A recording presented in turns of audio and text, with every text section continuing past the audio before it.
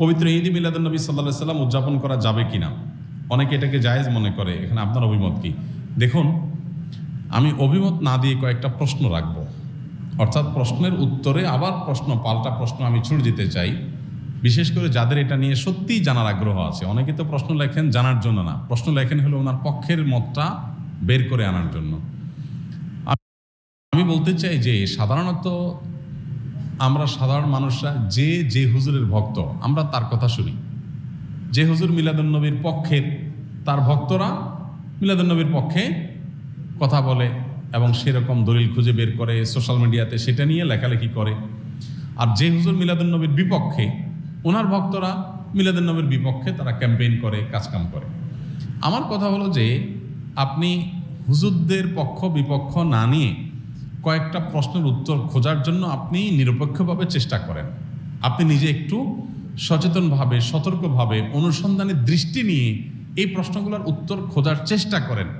আপনি শুধু উত্তর খোঁজার যদি সিরিয়াস চেষ্টা শুরু করে দেন এবং নিরপেক্ষভাবে চেষ্টা করেন, আমার বিশ্বাস যে আপনাকে আল্লাহ তাআলা হেদায়েত এবং সঠিক পথ যেটাই সেটা আল্লাহ তাআলা আপনাকে দেখিয়ে দিবেন। শর্ত হলো আপনি আগে গিয়ারটা নিউট্রালে এনে তারপরে খুঁজতে হবে। আমরা যারা গাড়ি চালাতে জানি তারা জানি যে গিয়ার, আপনার ম্যানুয়াল গিয়ার সাধারণত গাড়ি, এটা আপনার নিউট্রালে থাকার পর স্টার্ট দিলে গাড়ি স্টার্ট হবে। গিয়ার একটা দিয়ে রেখে দিয়েছেন আগে, এরপর আপনি স্টার্ট দিচ্ছেন, তাহলে গাড়ি কি হবে না? স্টার্ট হবে না, গাড়ি দৌড় দিবে, লাফ দিবে, সেটা সঠিকভাবে সার্ভিস দিবে না। এখন আপনি নিজে আগে মিলাদুন্নবীর পক্ষের অথবা বিপক্ষের একটা গ্রুপের থেকে এরপরে বলতেছেন হ্যাঁ এই ব্যাপারে আপনি কি বলেন, কোরআন হাদিসে কি আছে, আপনি জানার চেষ্টা করছেন। এইভাবে আপনি আসলে সত্য জানতে পারবেন না। সত্য জানতে হলে আপনাকে নিউট্রালে থাকতে হবে, যে ঠিক আছে আমি এটা নিয়ে অনুসন্ধান চালাই, পড়াশোনা করি, স্টাডি করি এবং আমার স্টাডির পর নিরপেক্ষভাবে সত্যিটা জানার জন্য আমি চেষ্টা করি। আল্লাহ তাআলার কাছে দোয়া করি আল্লাহ যেন আমাকে হেদায়েত করেন, গাইড করেন, তাহলে আপনি ইনশাআল্লাহ সঠিক পথ পাবেন। এবার আসেন প্রশ্নগুলো কি কি। এক নম্বর প্রশ্ন হলো, নবী করিম সাল্লাল্লাহু আলাইহি সাল্লামের যেদিন জন্ম হয়েছে, মিলাদুন্নবী মানে হলো নবী সাল্লাল্লাহু আলাইহি সাল্লামের জন্ম, এটাকে কেন্দ্র করে উদযাপন, আনন্দ ইত্যাদি। প্রশ্ন হলো, নবী করিম সাল্লাল্লাহু আলাইহি সাল্লামের যে তারিখে জন্ম হয়েছে সেই তারিখটা কি চূড়ান্ত এবং অবিতর্কিত কিনা, অর্থাৎ অমুক তারিখে তিনি জন্মগ্রহণ করেছেন, ইতিহাসবিদগণ এ ব্যাপারে একমত কিনা, বা হাদিস গ্রন্থগুলোতে এটা সুস্পষ্ট আসছে কিনা, এটা আপনি একটু জানার চেষ্টা করেন। আপনি যদি খোঁজ করেন, অনুসন্ধান চালান, তাহলে কিন্তু আপনি জানতে পারবেন, জানতে আপনার কষ্ট হবে না খুব বেশি, যে আসলে নবী সাল্লাল্লাহু আলাইহি সাল্লামের জন্মের তারিখটা এটা চূড়ান্ত কি চূড়ান্ত না। আপনি যদি অনুসন্ধান করেন, আপনি দেখতে পাবেন যে নবী সাল্লাল্লাহু আলাইহি সাল্লামের জন্মের এক্সাক্ট তারিখ নিয়ে ইতিহাসবিদদের মধ্যে নানা রকমের মত আছে। তাহলে কিভাবে আপনি চূড়ান্তভাবে একটা দিনকেই নিশ্চিত করে ধরে সেদিনকে আপনি উদযাপনে যেতে পারেন? নাম্বার এক, আপনি খোঁজার চেষ্টা করেন যে ওনার জন্মের তারিখটা এটা কি সুনির্ধারিত, অবিতর্কিত, নাকি এটা নানা মত আছে, আপনি একটু পড়াশোনা করার চেষ্টা করেন। নাম্বার দুই, নবী করিম সাল্লাল্লাহু আলাইহি সাল্লামের জন্মের তারিখটাকে তিনি নিজে উদযাপন করেছেন কিনা প্রতি বছর, এটা আপনি একটু জানার চেষ্টা করেন। তিনি যদি নিজের জন্ম উদযাপন না করেন, তাহলে তার সিনিয়র সাহাবি যারা, চার খলিফা আরও যারা আছেন, এই সমস্ত সাহাবিরা কেউ যারা নবী সাল্লাল্লাহু আলাইহি ওয়াসাল্লামকে সবচেয়ে বেশি ভালোবাসতেন, নবী সাল্লাল্লাহু আলাইহি ওয়াসাল্লামের ভালোবাসার দোহাই দিয়েই তো আমরা এটা করি, তো তারা যারা নবী সাল্লাল্লাহু আলাইহি ওয়াসাল্লামকে এর ভালোবাসায় যারা উত্তীর্ণ হয়ে গেছেন, ভালোবাসায় যারা প্রমাণিত, তার আশেকে রাসূল বলি, যেটাই বলি আমরা তথাকথিত, এই জায়গাটায় যারা ইতিমধ্যে প্রমাণিত হয়ে গেছেন, সেই সাহাবীরা যাদেরকে কোরআনে আল্লাহ সার্টিফিকেট দিয়েছেন নবী সাল্লাল্লাহু আলাইহি ওয়াসাল্লামের আনুগত্যের ব্যাপারে, ভালোবাসার ব্যাপারে, সেই মানুষগুলো নবী করিম সাল্লাল্লাহু আলাইহি সাল্লামের জন্ম দিবস উদযাপন করেছেন কি করেন নাই, আপনি এই বিষয়ে একটু খোঁজ নেন, তথ্য উপাত্তগুলো ভেরিফিকেশন করেন, যাচাই করেন। তৃতীয়ত হলো যে জন্ম দিবস উদযাপনের এই কালচার কোত্থেকে আসছে, আপনি এটাও জানার চেষ্টা করেন। আপনি যদি এটা নিরপেক্ষভাবে এটা শুরু কোত্থেকে আসে দেখেন, আপনি দেখবেন এটা অগ্নি পূজক, প্রকৃতি পূজারী, তাদের কাছ থেকে আসছে। এবং একসময় খ্রিস্টান ধর্মেও এই জন্মদিবস উদযাপন করাটার ব্যাপারে নিরুৎসাহিত করা হতো, নিষিদ্ধ করা হতো। পরবর্তীতে তারা নিজেরা আবার ওই প্যাগানদের দ্বারায়, প্রকৃতি পূজারীদের দ্বারায় প্রভাবিত হয়ে তারাও তাদের নবীর জন্মদিবস উদযাপন শুরু করেছে।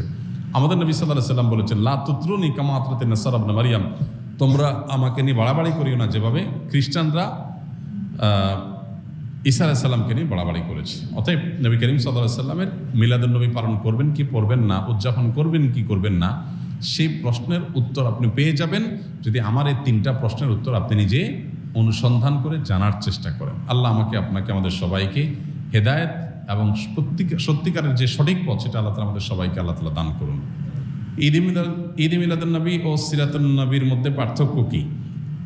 মিলাদুন নবী মানে হলো নবী সাল্লাল্লাহু আলাইহি সাল্লামের জন্ম, আর সিরাতুন নবী মানে হলো নবী করিম সাল্লাল্লাহু আলাইহি সাল্লামের জীবনচরিত। তো সিরাতুন নবীর মধ্যে নবী সাল্লাল্লাহু আলাইহি সাল্লামের জন্ম, মৃত্যু, শৈশব, বেড়ে ওঠা, আল্লাহর আদেশে নিজের জীবনের সব বিষয়গুলো এর মধ্যে আছে। সিরাতুন নবী মানে জীবন ইতিহাসের মধ্যে সবই আছে। আর মিলাদুন নবী হলো সিরাতের অর্থাৎ নবী সাল্লাল্লাহু আলাইহি সাল্লাম পুরো জীবনের একটা অংশ। এটা হলো একটা পার্থক্য। আরেকটা বিষয় হলো যে মিলাদুন নবী এটা আসলে উদযাপন বা অনুসরণ করার বিষয় না। নবী সাল্লাল্লাহু আলাইহি সাল্লামের জন্মকে আমরা চাইলে অনুসরণ করতে পারবো না, যে উনি যেভাবে জন্ম হয়েছেন, যে তারিখে হয়েছেন ওই তারিখে আমি হব, এরকম কোনো অপশন নাই তো। কিন্তু সিরাতুন নবী যেটা, এটা কি করা যায়? অনুসরণ করা যায়। নবী সাল্লাল্লাহু আলাইহি সাল্লামের জীবন চরিত্র দেখে দেখে সেই অনুযায়ী আমি আমার জীবনকে গঠন করলাম। তো এটা হলো মূলত আমাদের জন্য গুরুত্বপূর্ণ। আমাদেরকে নবী সাল্লাল্লাহু আলাইহি সাল্লামকে আল্লাহ দিয়েছেন তাকে অনুসরণ করার জন্য। তাকে অনুসরণ করার নামগন্ধ নাই, কিন্তু তার মহব্বতের দাবি করে আমি যাচ্ছে তা করে বেড়ালাম, তো এটা আসলে ইসলাম হতে পারে না। অতএব আমাদেরকে নবী করিম সাল্লাল্লাহু আলাইহি ওয়াসাল্লাম অনুসরণ করার চেষ্টা করতে হবে। ডিপ্রেশন, দুশ্চিন্তা থেকে মুক্তির উপায় কি?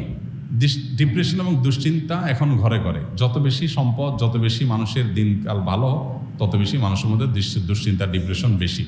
তো এই দুশ্চিন্তা এবং ডিপ্রেশন এটা থেকে মুক্তি লাভের জন্য আমাদের যে কাজগুলো করতে হবে তার ভিতরে 1 নম্বর হলো 5 ওয়াক্ত নামাজ যথাযথভাবে সুন্দরভাবে আদায় করতে হবে, খুব লম্বা সময় নিয়ে ধীরে ধীরে। দ্বিতীয়ত, আপনি বেশি বেশি করে কোরআনে কারিমের অর্থ সহকারে তেলাওয়াত করবেন। এটি দুশ্চিন্তা থেকে মুক্তি লাভের জন্য অন্যতম কারণ। বিশেষ করে সূরা ইউসুফ সম্পর্কে অনেক উলামায়ে কেরাম বলেছেন, এটা অর্থ সহকারে বুঝে পড়লে, মহব্বতের সাথে পড়লে, তাজবিদের সাথে সুন্দরভাবে পড়লে ইনশাআল্লাহ দুশ্চিন্তা থেকে মানুষ বাঁচতে পারে। তৃতীয়ত, দুরুদের আমল। এ সম্পর্কে হাদিসে পরিষ্কারভাবে আমাদেরকে নবী সাল্লাল্লাহু আলাইহি সাল্লাম নির্দেশনা দিয়েছেন যে নিয়মিত যদি কেউ দুরুদ পড়ে, সবসময় দুরুদ পড়ে, তো আল্লাহ তাআলা তাকে দুশ্চিন্তা মুক্ত করেন। আরেকটা হলো ইস্তেগফার যদি কেউ নিয়মিত পড়েন, তাকেও আল্লাহ তাআলা দুশ্চিন্তা থেকে হেফাজত রাখেন। আর এছাড়া দুশ্চিন্তা থেকে মুক্তি লাভের জন্য একটা বিশেষ দোয়া আছে। নবী সাল্লাল্লাহু আলাইহি সাল্লাম পড়তেন, আল্লাহুম্মা ইন্নী আউযু বিকা মিনাল হাম্মি ওয়াল হাযান ওয়া আউযু বিকা মিনাল আজজি ওয়াল কাসাল ওয়া আউযু বিকা মিনাল বুখলি ওয়াল জুবন ওয়া আউযু বিকা মিন গালাবাতি দাইনি ওয়া কাহরি রিজাল। এই দোয়ার প্রথম অংশ যেটা, আল্লাহুম্মা ইন্নী আউযু বিকা মিনাল হাম্মি ওয়াল হাযান, আল্লাহ আপনার কাছ থেকে দুশ্চিন্তা, পেরেশানি, ডিপ্রেশন থেকে আমি পানা চাই। এই দোয়া বিশেষ করে পাঠ করবেন।